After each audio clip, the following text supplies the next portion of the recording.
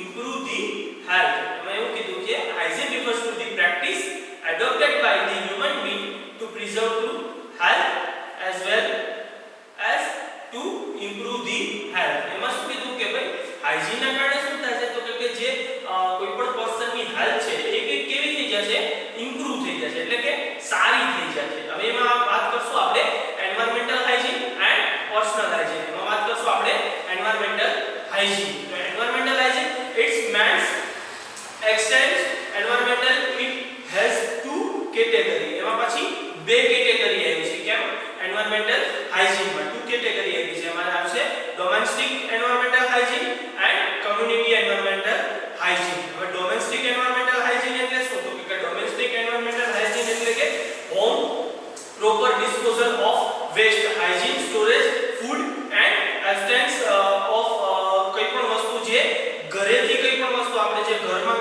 ઘરગથ્થુ જે ઉપયોગ કરીએ છીએ રોજિંદી જે આપણે ઉપયોગ કરતા હોય કોઈ પણ વસ્તુ એમાંથી જે કોઈ પણ કચરો કે એવું કંઈ નીકળે છે એને કઈ જગ્યાએ ડિસ્પોઝ કરવો એને કહેવાય ડોમેસ્ટિક હાઇજીન. એન્વાયરમેન્ટલ હાઇજીન એટલે કે આઉટસાઇડ જે હોમની આઉટસાઇડના એરિયા છે એટલે કે જે બહાર કહેવાય કે જે બહારના ભાગમાં જે આઉટસાઇડના એરિયા છે એ આઉટસાઇડના એરિયા કેવી રીતે આપણે ક્લીન રાખવા છે એને શું કહેવાય community hygiene. Okay community environmental hygiene and domestic environmental hygiene. હવે આપણે વાત કરશું personal hygiene.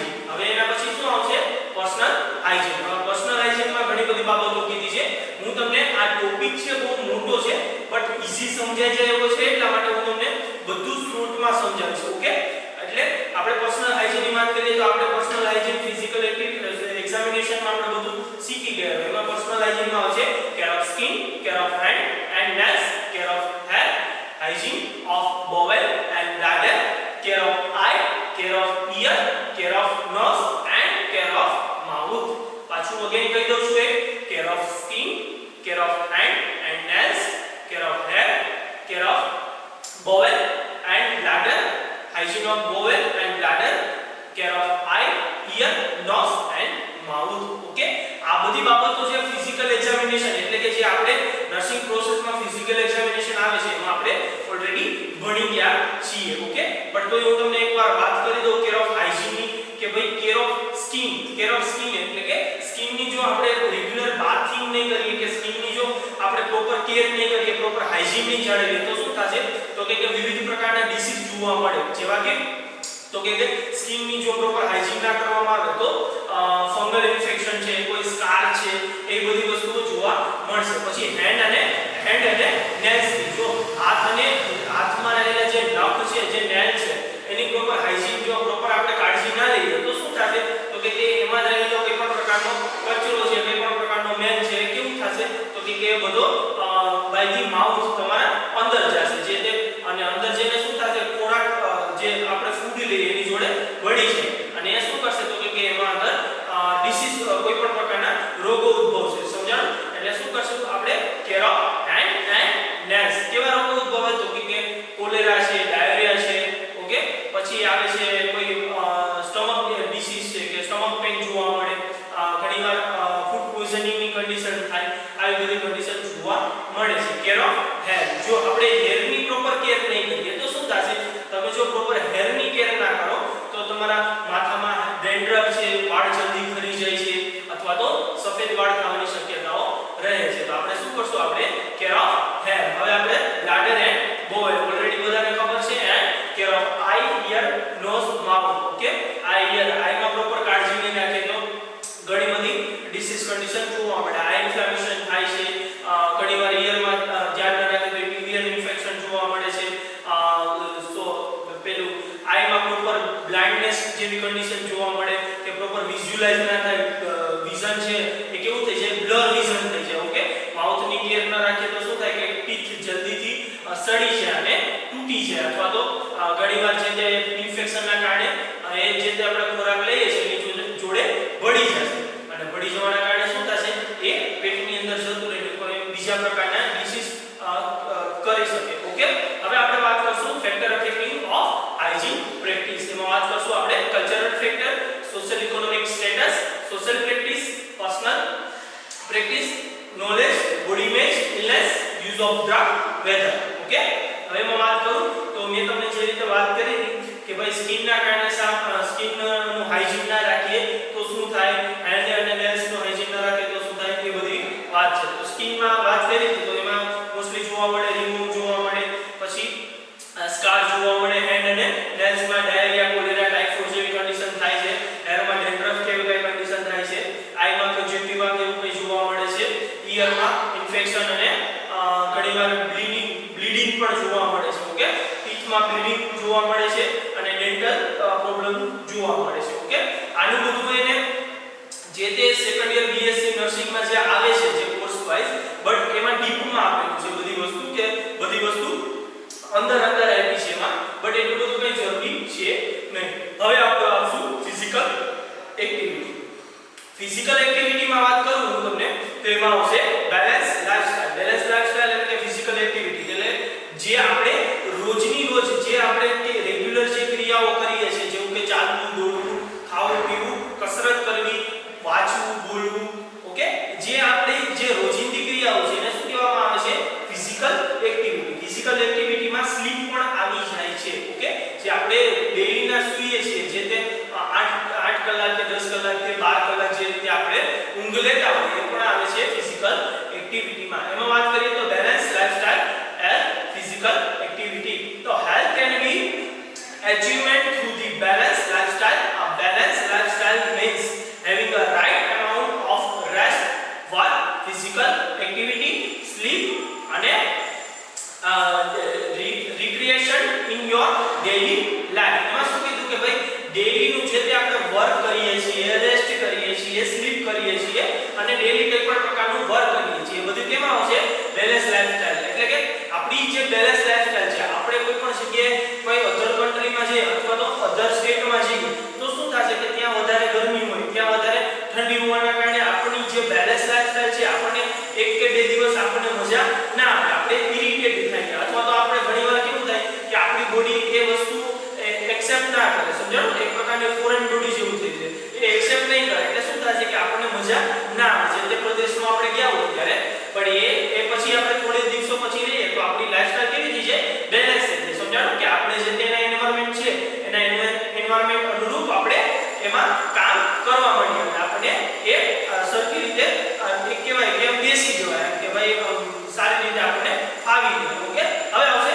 Physical activity. Physical એક્ટિવિટીમાં મેં તમને વાત કરી હતી કે જે રીતે આપણે કાયમનું જે રીતે ચાલીએ છીએ, જે રીતે બોલીએ છીએ, જે રીતે આપણી એક્ટિવિટી છે, સૂવું, બેઠવું, વાંચવું, રમવું અને જમવું. ઓકે, આ બધી એક્ટિવિટીને શું કહેવામાં આવે છે, ફિઝિકલ એક્ટિવિટી. હવે આ બધી એક્ટિવિટીમાં ઘણીવાર કેવું થાય કે ઘણીવાર એવું કે ભાઈ ઘણીવાર આપણે કામ ના હોય તો આપણે શું કરીએ, આપણે ઓલવેઝ સૂતા રહીએ અથવા તો ઘણીવાર આપણે ફ્રી હોઈએ તો આપણે ઘણીવાર કઈ ટીવી કે મોબાઈલ કે મૂવી કે કઈ પણ વસ્તુ જોતા હોય તો આપણી લાઇફસ્ટાઇલ કેવી થઈ જાય છે, ચેન્જ થઈ જાય. સમજાણું કે આપણે કન્ટિન્યુઅસ આપણી જે 12 કલાકની કે 10 કલાકની રેગ્યુલર ઊંઘ હોય, બટ એ કેવું થઈ જાય છે, તમારી રેગ્યુલર ઊંઘ 12 કલાકની છે, ઓકે, ઊંઘ 10 કલાકની છે, પણ તમે આરામ જે તે આરામ કરો છો એ આરામ કેટલો છે, તો કે આરામ તમારો જે તે રેસ્ટનો ટાઈમ છે એ કેવો થઈ જાય છે, વધી જાય છે. જે તમારો વર્કનો ટાઈમ હતો એ કેવો થઈ ગયો, ઓછો થઈ ગયો. સમજાણું, એટલે ઘણી બધી કન્ડિશન અફેક્ટ કરે છે. એમાં આવશે physical activity which can be performed with interest. એમાં આવશે વોકિંગ, સ્વિમિંગ, પછી ગોલ્ફ, વેઇટલિફ્ટિંગ એન્ડ ગાર્ડનિંગ. હવે એમાં વાત કરું તો એટ હોમ, કે ભાઈ આપણે હોમ જ્યારે ઘરે હોઈએ ત્યારે આપણી લાઇફસ્ટાઇલ કેવી હોય છે, તો આપણે ઘરે હોઈએ તો મોસ્ટલી શું કરીએ છીએ કે આપણે ઘરના થોડા ઘણા વર્ક કરતા હોઈએ છીએ. બીજી વાત કે 10 આપણે આફ્ટર ધી બ્રેકફાસ્ટ કર્યા પછી આપણે શું કરીએ કે 5 થી 10 મિનિટ આપણે શું વોક કરતા હોઈએ છીએ. ઘણીવાર આપણે 10 થી 15 મિનિટ જેટલું વોક કરતા હોઈએ છીએ. પછી કોઈ પણ વસ્તુ આપણે કામ કરતા હોઈએ છીએ, અથવા તો ગાર્ડનમાં આપણે કામ કરતા હોઈએ છીએ. ઓકે, ગાર્ડનની સાફ સફાઈ કરતા હોઈએ છીએ, ઘરની સાફ સફાઈ કરતા હોઈએ છીએ. આ બધી એક્ટિવિટી, આ બધી ફિઝિકલ એક્ટિવિટી કેની છે, હોમની, કે જ્યારે આપણે લોકો ઘરે હોઈએ છીએ ત્યારે શું કરતા હોઈએ છીએ. હવે આવશે ઓફિસની ફિઝિકલ એક્ટિવિટી ઓફ ઓફિસ. એની વાત કરું તો ઘણીવાર આપણે ઓફિસે હોઈએ કે જ્યારે આપણે ઓફિસે હોઈએ ત્યારે શું કરીએ છીએ, જ્યારે આપણે ઓફિસે હોઈએ ત્યારે મોસ્ટલી આપણે વર્ક કરતા હોઈએ સિટિંગ પોઝિશનમાં, કે આપણે બેઠા બેઠા કે વર્ક કરતા હોઈએ. ઘણીવાર ચાલીને કંઈ વર્ક કરવાનું થાય, ઘણીવાર કોઈ મીટિંગ હોય તો આપણે 2-2 કલાક સુધી ઊભા રહેવાનું થતું હોય. સમજાણું, એટલે આ છે બધી એક્ટિવિટી ઓફિસની. પણ જેટલી હોમની છે ઘરની એક્ટિવિટી કરતા ઓફિસની એક્ટિવિટી કેવી હોય છે, ઓછી હોય છે. શા માટે? કેમ કે ઓફિસે એટલું બધું વર્ક વાળું કામ નથી કરવાનું. તમે કોઈ પણ જગ્યાએ ઓફિસે જાઓ છો તો શું કરવાનું છે, તો કે તમારે મેન્ટલી તમને થોડું ઘણું ડિસ્ટર્બન્સ થશે, બટ ફિઝિકલી એટલું બધું ડિસ્ટર્બન્સ થશે નહીં. મેન્ટલી તમને થોડું પ્રોબ્લેમ આવે. ઘણીવાર એવું થાય કે હેડેક થવા માંડે કે કઈ પ્રોબ્લેમના લીધે ચક્કર આવે કે કઈ પણ ટેન્શન હોય તો ઘણીવાર આપણને બ્લડ પ્રેશર ઇન્ક્રીઝ થઈ જાય. બટ એ બધું કેવું છે કે મેન્ટલી આપણને રેડી, ફિઝિકલી આપણે કોઈ પણ પ્રકારના થાકતા નથી. સમજાણું? એટલે કે ઘણીવાર એવું થાય કે ભાઈ એક ઓફિસે કોઈ સ્ટાફ કે કોઈ નવો હોય તો આપણે એને કઈ ટ્રેનિંગ પૂરી પાડવા માટે આપણે એની જોડે જોડે ફરતા હોઈએ, કે પછી આપણે કઈ પણ જગ્યાએ જવું છે કે આપણો ટેલિફોન છે, કોઈ પણ ટેલિફોન છે, આપણી જે ટેબલ છે એની નજીક નહીં રાખવાના, આપણા ટેબલથી ટેલિફોન આપણો દૂર રાખવાનો, જેથી કરીને એ થોડી વાર આવશે તો આપણે શું કરશું, આપણે ત્યાંથી ઊભા થઈને ત્યાં જશું, જેથી કરીને આપણું તે વોકિંગ ડિસ્ટન્સ છે એ કેવો થઈ જાય, થોડો વધી જાય, જેથી કરીને તમે દિવસમાં સૌથી વધારે વોક કરી શકો. આ બધી વસ્તુઓ છે કે એક ઓફિસ તમે કઈ પ્રકારે કાળજી રાખો છો, એક ઓફિસે તમારી કઈ પ્રકારની ફિઝિકલ એક્ટિવિટી છે. હવે આવશે સ્લીપ. સ્લીપની હું વાત કરું તો સ્લીપ શું છે કે ભાઈ એક પ્રકારે આપણે કહેવાય કે ભાઈ ઊંઘ કેવી વસ્તુ છે કે આપણા મગજમાં કોઈ પણ પ્રકારના વિચારો નહીં ચાલતા હોય, કે જ્યારે આપણું મગજ કોઈ પણ પ્રકારનો વિચારો નહીં લેતું હોય, ગ્રહણ નહીં કરતું હોય, અથવા તો કોઈ પણ પ્રકારના થોટ સ્ટોપ થઈ જશે, ત્યારે આપણને શું આવી જશે, ઊંઘ આવી જશે. ત્યારે આપણે સ્લીપ એટલે કે સ્લીપ મોડમાં જતા રહીએ છીએ. ઊંઘ એવી વસ્તુ છે કે જ્યારે માણસને નર્વસ સિસ્ટમ એટલે કે જે ન્યુરોલોજિકલ સિસ્ટમ છે એ થાકી જાય અથવા તો એને રેસ્ટ આપવા માટે આપણે ઊંઘ જરૂરી છે. માણસ ખાધા પીધા વગર જીવતો રહી શકે, બટ ઊંઘ વગર જીવતો રહી શકે નહીં. એટલા માટે ઊંઘ જરૂરી છે, કેમ કે જે તે નર્વસ સિસ્ટમ છે, જે સેન્સેશન પહોંચાડવાનો હાથને પગને અને જે તે એરિયા છે, જે તે ઓર્ગન છે એને બધાને સેન્સેશન પહોંચાડવાનો, એ સેન્સેશન ઘણીવાર એવું થાય કે નર્વસ સિસ્ટમ આપણી કેવી થઈ જાય, થાકી જાય. જે થાકી જાય એને રેસ્ટ આપવા માટે આપણે ઊંઘ કરવી ફરજિયાત છે. આખું મેં તમને શોર્ટમાં સમજાવ્યું છે, જે એમાં ઘણું બધું ડીપમાં આપેલું છે ઊંઘમાં. હવે એમાં વાત કરશું આપણે factor that product fatigue. Fatigue ની વાત કરીએ તો એમાં શું છે કે ભાઈ ઓવરવેટિંગ છે, લેક ઓફ એક્સરસાઇઝ છે, સ્ટ્રેસ છે, પછી not drinking water, proper drinking water, જે તે પ્રોપર જે તે દિવસમાં 24 કલાકની અંદર જેટલું પાણી પીવું જોઈએ અથવા તો પીવાતું હોય એટલું પાણી પીવાનું ના હોય, એટલે કે પાણીનો અભાવના કારણે ઘણીવાર તકલીફ થઈ જાય. હેવી ફેટ એટલે કે ઘણીવાર શરીરની જગ્યામાં જે તે ફેટ જે જમા થતું હોય, અથવા તો ઘણીવાર એક્સરસાઇઝ, લેક ઓફ એક્સરસાઇઝ, કોઈ પણ પ્રકારની એક્સરસાઇઝ ન કરતો હોય તો શરીર કેવું થઈ જાય, જાડું થઈ જાય. સમજાણું? આ બધી સ્લીપ એટલે કે ભાઈ પ્રોપર તમે સ્લીપ કરતા હોય તો કઈ પ્રોબ્લેમ ના આવે, બટ ઓવર સ્લીપ કરતા હોય તો શું થાય, આ બધી કન્ડિશન જોવા મળે છે. ઓકે, નોર્મલ સ્લીપ રિક્વાયરમેન્ટ, તો કે નોર્મલ સ્લીપ રિક્વાયરમેન્ટ ની વાત કરું તો એક દિવસમાં મિનિમમ 7 થી 7.5 કલાકની આપણી નોર્મલ સ્લીપ રિક્વાયરમેન્ટ હોય છે. ઓકે, એલ્ડરલી ની વાત કરું કે 60 થી 70 વર્ષ પછીના જે લોકો છે એની નોર્મલ સ્લીપ દિવસમાં 4 કલાક એટલે કે જે તે બેમાં 4 કલાક અને નાઈટમાં 8 કલાક. ઓકે, આ એની નોર્મલ સ્લીપ 24 કલાકની 12 કલાક એ લોકો ઊંઘ કરી શકે છે. ઓકે, આ બધી હતી normal sleep. To improve the quality of sleep. હવે એમાં વાત કરશું આપણે to improve the quality of sleep. હવે એમાં આવશે કે do not drink alcohol to induce sleep. કે ભાઈ do not drink alcohol to induce sleep. હવે આવશે આ regular sleep and wake schedule. સમજાણું કે રેગ્યુલર સ્લીપ લેવાની અને wake schedule. Do not go to bed on either an empty or full stomach as the evening meal interfere with good sleep.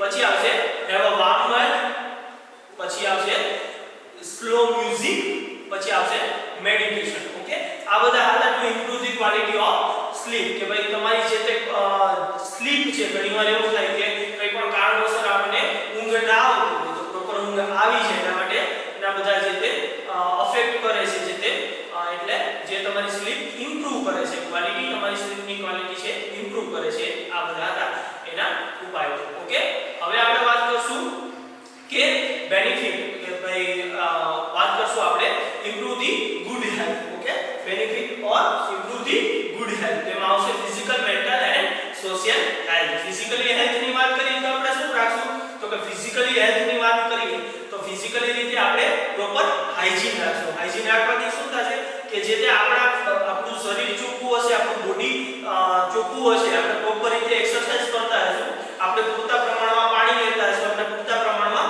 ઊંઘ લેતા હશું, તો શું થશે કે આપણું બોડી હેલ્ધી રહેશે. એટલે શું થશે કે ફિઝિકલી આપણે હેલ્ધી રહેશું. ઓકે, મેન્ટલી વાત આવે તો મેન્ટલી રીતે આપણે જે તે સમયે આપણને તણાવ આવી જાય કે અથવા તો હેડેક થવા મળે ત્યારે શું કરવાનું, ત્યારે 10 થી 15 મિનિટનો આપણે રેસ્ટ લેવાનો અથવા તો 2 થી 3 કલાક આપણે શું કરશું, થોડી ઊંઘ કરી લેશું, જેથી કરીને શું થશે કે મેન્ટલી આપણે હેલ્ધી રહીએ. અને મેડિટેશન છે, કોઈ સારું મ્યુઝિક છે અથવા તો કોઈ પણ પ્રકારની કઈ એક્ટિવિટી છે જેથી કરીને રમત હોય છે કે જેથી કરીને આપણું મેન્ટલી કેવું થઈ જાય, આપણે મેન્ટલી ફ્રેશ થઈ જાય, પછી આપણે આપણા કામે પાછા લાગી જશું. હવે આવશે સોશિયલી હેલ્થ. સોશિયલી હેલ્થની હું વાત કરું તો સોશિયલી કેવી રીતે, તો કે સોશિયલી કોઈ પણ પ્રકારની આપણને પ્રોબ્લેમ હોય અથવા તો સોસાયટી રિલેટેડ, સોસાયટીમાં આપણે રહેતા હોય, પછી કઈ જે તે સોસાયટીનો બિહેવિયર હોય આપણા ઉપર સમજાણું, અથવા તો આપણો બિહેવિયર હોય જે તે સોસાયટી ઉપર એ સારો ના હોય તો પણ આ બધી કન્ડિશન થઈ શકે. જો સોસાયટીનો બિહેવિયર સારો ન હોય, ઘણીવાર એવું થાય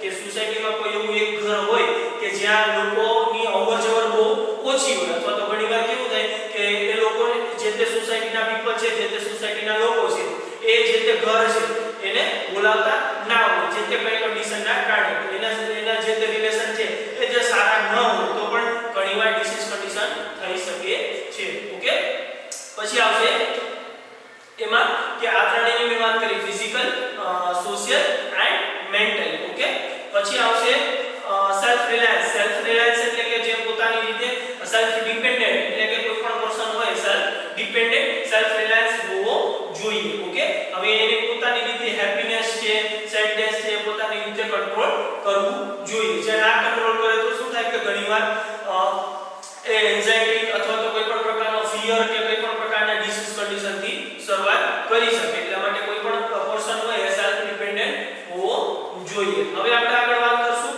કે ગોલ ઓફ સેલ્ફ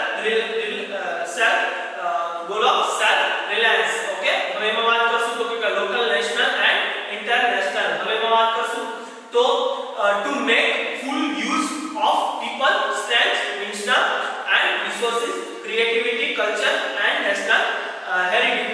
ઓકે, હવે એમાં વાત કરી કે ભાઈ શું કીધું કે ભાઈ તું એક ક્રિએટિવિટી કે કઈ પણ પ્રકારનું અલગ તું ફૂલફિલ કે ભાઈ પ્રોપર રીતે જો કામ કરશે, જે તે વ્યક્તિ છે એ પ્રોપર કામ કરશે, કોઈ પણ કમ્યુનિટી એરિયામાં કોઈ પણ એક વ્યક્તિ છે એ એનો મૂળ સારો નથી અથવા તો એનું બિહેવિયર સારું નથી, એ વ્યક્તિ જો પ્રોપર વે થ્રુ કામ કરશે, એટલે કે પહેલા જે વે થ્રુ કામ કરતો હતો એવી જ રીતે અત્યારે મૂળ સારો નથી તો એના વે થ્રુ કામ કરશે, અથવા તો એને પોતાની જાતને એને ખબર પડે કે મારા બિહેવિયરમાં કે મારી લાઈફમાં કઈ પણ પ્રકારનો ચેન્જ આવ્યો છે. ઓકે, આ બધી વસ્તુને એને જાણ કરવાની, જેથી કરીને જે કોઈ પણ પ્રકારની મેજર ડિસીઝ કન્ડિશનમાં ના પ્રવેશે. સમજાણું? અને એમાં વાત કરીએ એના ગોલ્સની વાત કરીએ કે two goals must return, two goal must be specific, two goals must be realistic, two goal must be plan of achievement.